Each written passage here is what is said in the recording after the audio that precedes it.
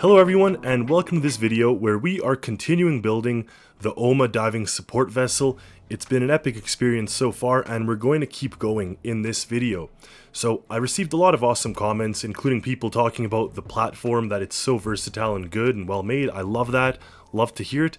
And we got a very interesting directive coming right from the top, the Sheppy man himself, and it is we have to include an ISO container sized spot on the vessel here. Adding the door, while useful and good and kind of helps us here, Sheppy would like to see this expanded to fit a container, and honestly I do agree. I had an oversight in my saying that we shouldn't make it, especially because we're so close. Look at that, it's only gonna have to grow a few blocks, so I'm just gonna literally extend the ship a little bit. And what this will allow us to do is both launch a submarine such as this, or have other container sized things, whether containers that contain other useful elements. I've actually had a couple that I built such as this that can pretty much store a rib boat, and other kind of container things that I played around with, including offices and whatnot. So I do understand, and I think that's a great idea. The nice thing about this growing or enlarging of the vessel is this chamber is a good size. There's really no need to change the size of this, but I would actually like to increase the size of the storage here, because if we spawn our sea banana, which I love the name by the way, just I think it's absolutely ridiculous and hysterical but accurate in its shape. You could see that with the sea banana, if we park it here, it overhangs by 2 blocks, which first of all blocks the moon pool and also just doesn't look great. Now that said, the ROV does take up a decent amount of space, so I may have to reconfigure something, but I would like the sea banana to live here, and as you can see, it's not really properly fitting. Whenever I'm expanding a vessel, I just have to make sure that I've selected everything that I intend to select. I don't want to miss something, so I always drag it out a lot just to see that everything's there, and then we could put it back. I also kind of took the liberty of checking that I'm not separating any of these pumps or any of these other systems, and I'm not. So it can safely grow, I'd say this much size, and it'll still be functioning perfectly. So we could paste that and then fill in the blanks. Now the door itself, I'm going to keep the original size, so this can go back to being there. And the crane, I know I said I don't have to have left and right functionality, but designs change, and I think it actually is very important to be able to move this crane left and right. So I will adjust this. Prime example is parking the ROV. You wouldn't really be able to park it properly. You'd pull it out of the water here, you'd have to maneuver it around the sea banana. It would just be kind of a mess. So the crane will be revised. Over here, we're now going to end up with a bit bigger of a fuel tank, which actually kind of works for the vessel as well, and among other things. So I am going to continue this and we'll get back to it. So with this size increase, now we will happily add a ISO container slot, which will just be much better for what we're trying to do here. So I will have to move these microcontrollers elsewhere, eventually elsewhere altogether. For now, let's just place them on this. I know that that won't open properly, but this now gives us a good size space. And if we take one of the container sized things that I've made in the past, we can accurately see the shape and size and ensure that it'll fit. So something like this would be probably a good spot to place it, and it doesn't actually hit this opening there, which is nice. So this container bay is ready, but another thought I had was, why not also put a container bay here, with the caveat that you obviously have to, not be able to access the door or not be able to open the door. So if there's a container here, then that's pretty much all you have. But it does give us now a second spot to, place a second container. Maybe you don't need to have two that are, maybe you don't have to have access through the door. Maybe just having 2 containers on the deck is enough. And for that reason, I'm also thinking of adding a small crane here that can deploy ROVs and other things off this deck, so you don't even have to go through the moon pool in that case. And this is why we do trial runs. So as one places things such as full containers, whether it's here or here, you come to the realization that there's no chance that a container can be docked here and have this pass over. So this has to get raised by at least one block minimum right now to clear these winches. So that's a good little trial run here. And here it is with 2 ISO sized containers on the front and back slot. Of course, with the one here in the front, if you have something there, you can't open up the door into the moon pool. But as far as having the containers, now you have the flexibility to add 2 or 1 or none. With the completion of these deck sort of container slots, I would like to now put some of the other microcontrollers in. Eventually we have to paint and finish up inside the diver's chamber here, and of course the awesome equipment hold, moon pool area, this space, and of course down here. So there's a good amount of work for us yet to be done. There will be some additional air ventilation shafts or air pumps added that are going to keep this area nice and pressurized. So that is also going to come. As I could see here, these guys actually keep this thing in atmospheric pressure, but it may be worthwhile to keep it pressurized as well, since you have to go into the pressurized area to get into this. So all that is going to start getting done now. Just like that, the divers' luxury living quarters are completed. We have the kitchenette here, kind of modern with a big fridge. And over here, a little living area with a TV and a fireplace. Of course, over here is the entryway, and they got the beds. So, little details might be added, plants and such, but the overall idea is here. Little walkthrough. If we turn the lights on, you can see the area is quite inviting, especially if we get the fireplace going. And of course, we have our diving bell hatch, so if you mean business, you got that. And if you have to decompress, then you got your bunks, you got the kitchenette, and if you have crew members down in the diving bell, you can watch them from here as well. So we have a bit of everything. Overall, it's a nice loft style modern apartment. Quite happy with how this one turned out, and of course, being the divers that they are, they'll have a lot of professional interest for what's going on in the rest of the place while they are decompressing, so they could watch through these windows. And to finish it off, I did put space suits here because they could take high pressure. So if you end up in a situation where you have to decompress quickly, the spacesuit will be able to save you. So that pretty much concludes this area, short of some other small details and fixes. As part of my Deep 4 diving bell kit, I developed a few new systems here, including the diving bell display, and then I recycled my universal smooth winch. This is if you have a pulley, which we don't have, so we're going to be taking this system interface and applying it to the diving vessel. We've got a couple of systems in place now, so if we do make our way into the diving area, you'll notice that in here we have the ROV, and back upstairs inside the operations center, this display has been added, which gives us now the diving bell controls. And over here, the ROV station, which of course requires the ROV to be on. If you've watched my ROV video, you'll know the details, but pretty much now it's connected. And if we make our way back here, you'll see that you now have full control. So you could now operate the thing and lights and all that good stuff. So that is the systems that are in place so far, and then this will be the crane operation system, and we'll kind of see what we do from there. My next port of call was the lighting. So you may remember this.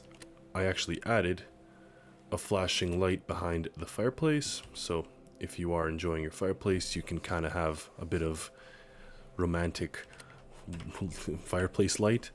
In here, added a bunch of lights that I'll show you in a second, but before I do that, in this room, we got the room lights, we got the moon pool lights, and we got a spotlight shining down. So we can do any of these.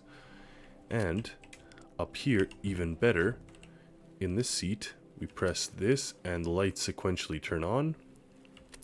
We got the moon pool lights, which actually illuminates beneath the ship as well. And we got a big spotlight that also gives us even more illumination of that moon pool. So the lights are looking quite nice, and even at night, it gives us a good kind of glow from the water there. Really nice for diving, actually. I went ahead and added many more systems, including heating, including ventilation, more lights, more paint, and inside the actual ship itself, there's been a new change. So you walk in through the door here, and previously what was sort of a lounge area is now a lab. So now you have this laboratory space that you can use for research. Of course, the ship's bridge is the same. I didn't really change anything there, but this has been redone. And then in here, this is in progress. This will be touched up a little bit more. And then we have this space that I didn't do anything. But once we get through this door here, the operations center is looking pretty good. I'd say very close to being complete here, including our crane system. So we have to plug in this and connect it to electricity. I did go ahead and move it from being purely a system that moves in and out. Now we can also move left and right. So that'll give us a lot more versatility when we're trying to pick up things. But as you can see here with the moon pool lights on, the space looks great and perfect for a little swim. Inside the ops center, we got the moon pool overhead crane functional now. So you could see that it can move up and down, and you can watch where it is on the camera feed here. So the ROV would be able to be deployed pretty easily with this overhead crane now. So overall, the thing is coming together really nicely. Let's see what else we can do. I went ahead and added the sea banana into the moon pool area, and the nice thing is, because it's on tracks, if you release this, you can actually push the sea banana right into the moon pool. Now keep in mind the differential pressure, it kind of floats a little bit, but eventually it does fall in, and what you can do is put on your diving gear and hit the road. So this does give you a good amount of flexibility, especially with this sea banana. And the nice thing about the sea banana is it's intended for divers, just like most of this vessel. So we'll see about putting a mini sub, but it's all intended to be kind of used by divers and people wearing diving gear. I ended up making two microcontrollers, one for an airlock and one for just pressurizing the chamber. Super simple, nothing fancy, just supposed to keep the pumps going. Now we can play with the pressures needed, but for the microcontroller, what I've developed and used is a pressure of 1.15, and that's kind of our cutoff. So of course we could change that. The biggest chamber here has 4 pumps, and then the small one here has 2 pumps, and then just the actual airlock itself has just 1. So the different systems have different metrics, but what all of them have is a barometer, and that barometer is attached to pumps that will make sure that the system inside these chambers is pressurized accordingly across the board for this vessel. You can see the system at work here. We got the chambers all pressurized. Oh, there we go. That one just got pressurized. And likewise in the airlock area, in order for us to enter, it has to be pressurized. So you see open, closed, pressurized, we're good to go. Press the button and off we go in here. So Overall, it seems that this system is working and getting the area pressurized to a point where the water will stay below this level. Adding a helipad was something I wanted to do to this project since I went through and revamped all my helicopters, and this one is just so small and cute and fits kind of the space perfectly. We don't need a huge helicopter for this area, just something that will be useful and kind of let people support the ship and such. So there you have it. I passed the project on to Sheppy, who continued to add some things, made the door here a little bigger so it can actually fit the Cont 3 mini sub, and in addition to that, made the crane taller so it'll actually work better with that submarine and other taller containers. Now over here, I revamped the helipad. I added this kind of railing. The ladders make more sense here. They didn't make that much sense on this side for me, for the reason that you had to climb up near the glass. Like, I like to have kind of a realistic approach when possible. So here we have the stairs climbing up. You could turn on the helipad lights here or in the bridge, and we have the ability to siphon off the main gas tanks off the ship and fill our helicopter up. So that just gives us an extra little bit of, well, fuel we can pretty much have indefinitely because we're taking the ships. So in addition to that, I've added some lights on the crane, added some lights here for the deck, and it's starting to really come together. Inside the bays, you could see that it is a large space, but it is fairly filled out.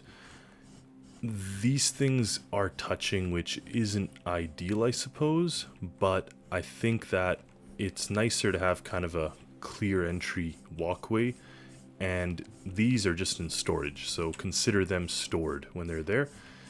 All these ladders I put so you can actually attach the ropes and cables and whatnot to the top of this equipment. So for example, in the case of the ROV, you can climb up here and attach it.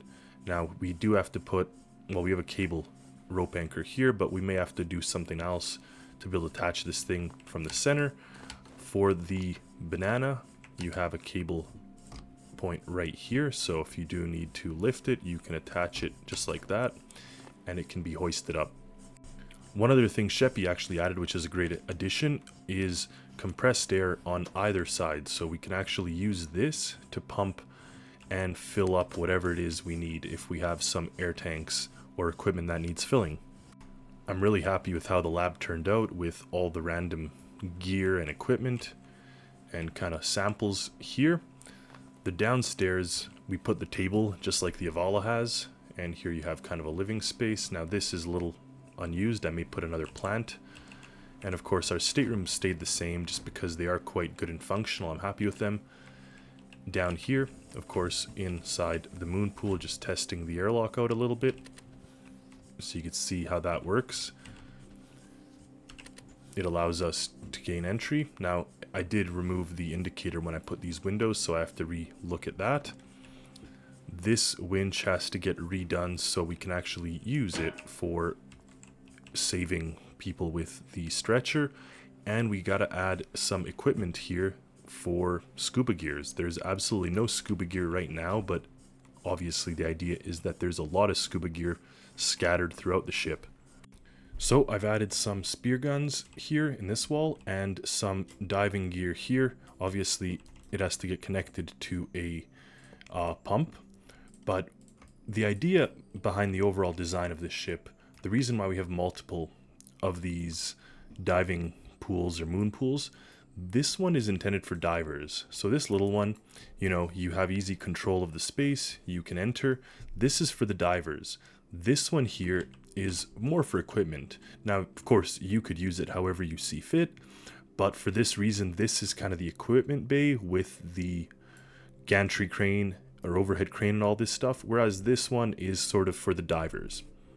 Sheppy also had an ingenious design where the propellers on the side here are limited if you, or stopped if you are in range. So if you come close to this, they're turned off. Another thing I want to see is it possible to make this type of sort of framework that it'll protect you from getting chewed up by the propeller? If so, then we can kind of put them on over all these ones, just for the fact that if you have divers in the water, you definitely don't want to get caught in a propeller. Another design up here is using the rail pieces, so now I have to test out which of these are the safest. Well, neither of them worked. Well, it seems that none of the designs work. I even tried to increase the size of the box, and in this case I tried to increase the size of the frame around this, and neither of them ended up giving any viable protection from the propeller. Stairs didn't work either, so let's see what else we could think of. Interesting enough, this kind of edge piece seems to work. Doesn't protect us from every side. I'm sure we can fit in through here, but it seems to help us in a general sense. Confirmed it does not help you on the side. I think I found the best way. Tires. So in this case, I cannot get stuck in it no matter where I go, no matter which side I go on. Now I just have to hope that the propeller is still functioning as it should, but I think it is. So I wish they could be colored, and while they do look a little bit silly, that just means you are protected from getting caught in all the propellers on the underside of the ship. Now I did put the pumps for the diving gear. I gave each single one of these its own pump, which probably is overkill, but it should help it fill up faster. This is a diving boat after all. Now these ones will come with the pumps. I'm going to have other gear around the place without the pumps, so this is kind of where you go to fill things. To save the battery and just not have all the pumps running always, each one comes with its own key. So you turn the key, you fill your gear. It's a bit more efficient that way, of course. On this end of the ship near the diving bell area, I do have more diving gear and more spear guns. There's no need to really put it anywhere else in this bay, I think, but you could see that we have it in here and a good amount of weaponry and ammo. Now previously I'd put astronaut gear here, but I don't think there's much purpose of that. It doesn't really make sense in this style of vessel. So I think it'll be much better to have the diving gear rather than astronaut gear, and then we can actually have it charge up, so you can have this area where the divers live have their own diving gear. Now I think this is something that I accidentally put together here. You see that it has to kind of go around this.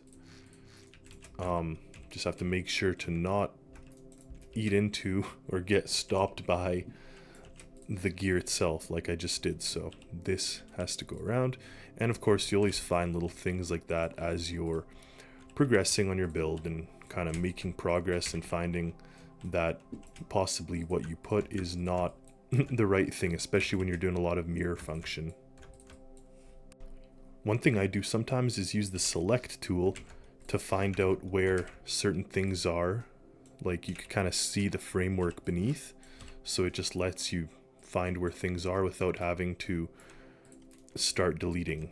As you can see here, we could pinpoint where all the diving suits are.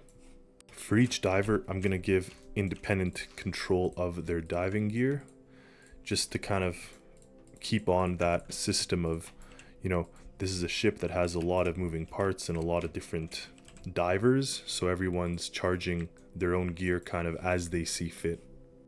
Rather than have the pumps kind of go somewhere far away to pump in air, I just added these couple vents, and this whole area now is pretty much fresh air that you could pump in from here, this chamber, in through these pumps into the diving gear. If you watch my video coming up with the new H4 standard, it'll make a lot more sense to you, but pretty much what I did is develop this shape with these connectors, this standard that I'm going to implement for all of my mini subs and all of my helicopters. Well, I put two of them in the base here, so you could choose whether you want to use these connectors, so for the container size, so ISO container sizes, or you can choose if you want to use the H4 connector. So if you do that, it'll give you a lot more flexibility with my creations, especially considering they're a little smaller. So not everything I want to use is in the container size.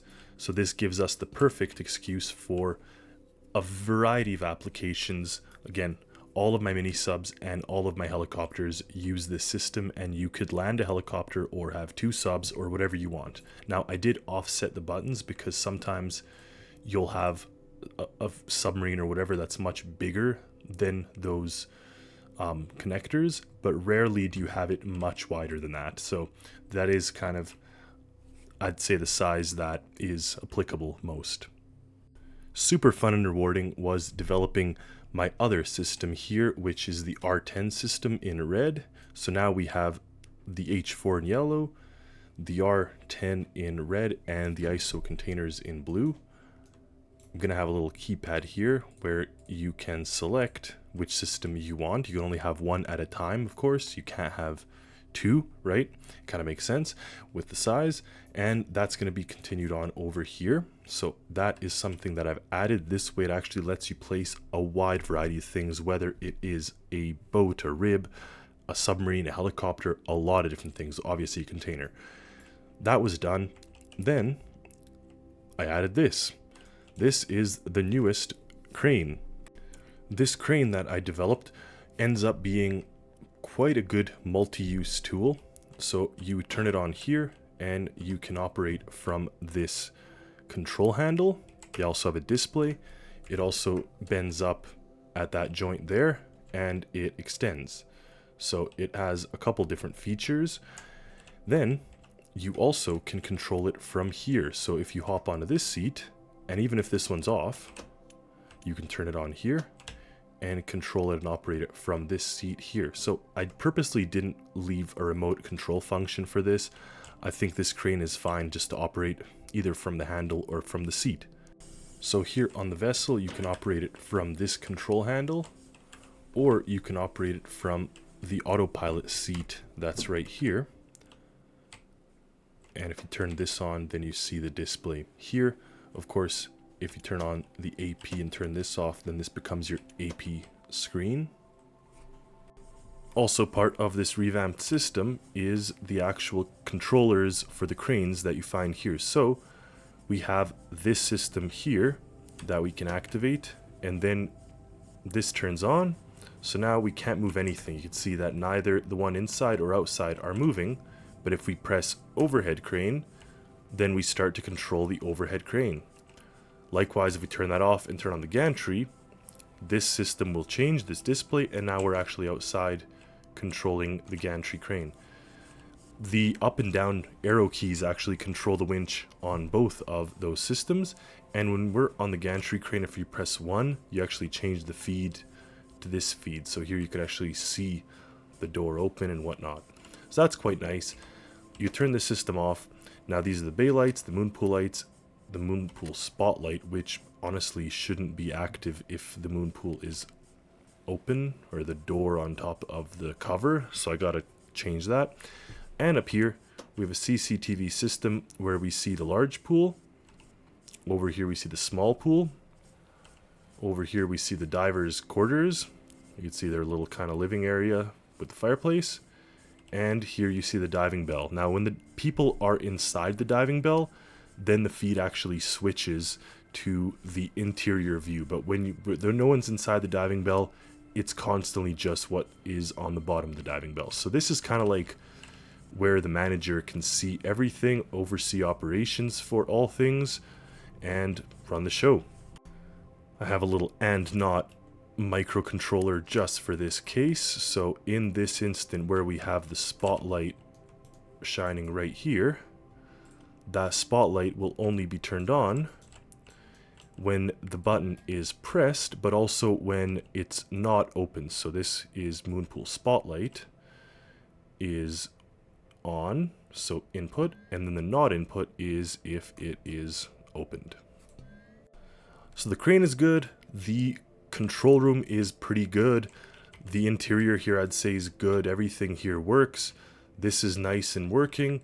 So I just have to change the system here for my universal connectors. Now for this microcontroller, a good place to start is actually the HGS to SIBTAT switch trailer system that I developed, because it pretty much does the same thing with an instrument panel, but only for 2 systems. In this case, we have 3 of them. I reconfigured the microcontroller very easily, just added the R10, renamed everything, and it's good to go. Out here in the world, it is now a matter of plugging in the different systems. So H4 is this one. The ISO container we know is the largest one out here, this, and I believe here and there. And then lastly, the R10 is just the singular electric. Of course, the track is disconnected on the vehicle's end, so the vehicle has to disconnect from the track. And I've color coded the system, so when you select ISO, you could see that it's blue. When it is H4, it's the yellow one, and when it's R10, it is the red one. So you could see that, and if you press release, of course, then it becomes release. So right now, for example, it is not released. If I press this button, it is in fact released. So that's something I'm going to put on both bays. Now, maybe if I wanted to be really picky, I could put another control system for this up there and whatnot, but to be honest, if you're taking on cargo, you should know what kind of cargo it is before you start, and then you select it, and then you can go to one of the other positions and control it. What this also does that I like is that the button to release the cargo is right here, so you don't have to worry about it being covered up by any of these things that kind of may fall on it or near it. Now, the one thing that this button does allow us to do is quite easily make a duplicate and put it on the other side, just so we do have 2 buttons to press, even though to actually select it, you got to go on that side and select it. But to just disconnect it, I can see a clear advantage to being able to press it no matter which side you're on. I gave in. I put an external cargo release up here, so if you are sitting and controlling the crane here, you don't have to actually make your way down before releasing it. Of course, if you have this button pressed, it's going to automatically trigger that button. If you have this button pressed, it will not automatically trigger this button. So then if you press here, go down there, try to connect, try to press this, it will not reconnect until you toggle this one off. But that's just user error at that point, and we will not forgive it.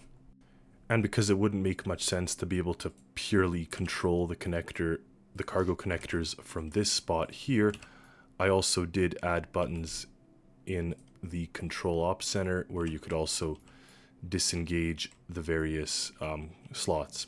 So yeah, it's on the wall, but figure that it's going to be okay. And there you have it. In the default position, this will be ISO container spec'd, but then you could change it to the other system. So that is nice. Man, it was quite a build, but I'm loving it. I think this is such a nice thing, a nice build. And what's crazy is that with some time here, I thought this was going to go super easy, super quick, just a simple build, but I did set some parameters upon myself to kind of have to work up against.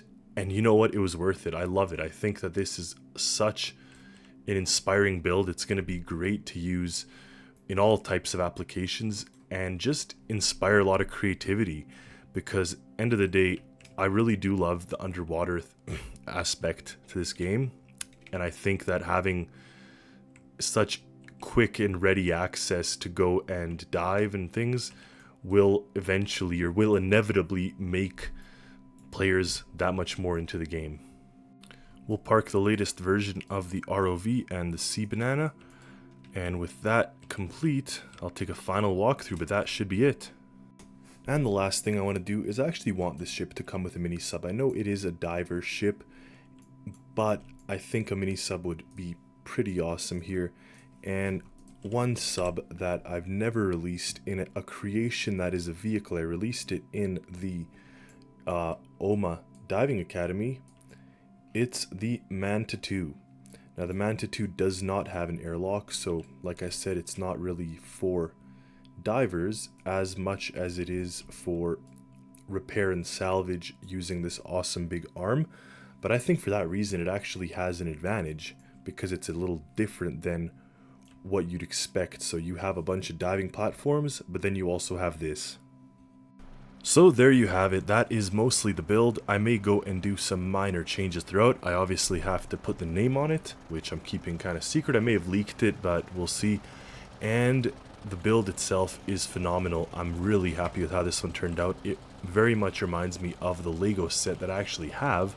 That is sort of a ship in this configuration, albeit the helicopter pad isn't quite elevated, but it does have a massive moon pool. And this is pretty much like it. So take a look at that moon pool. We even have the submarine moon pool up there, or rather the diving bell moon pool, my apologies.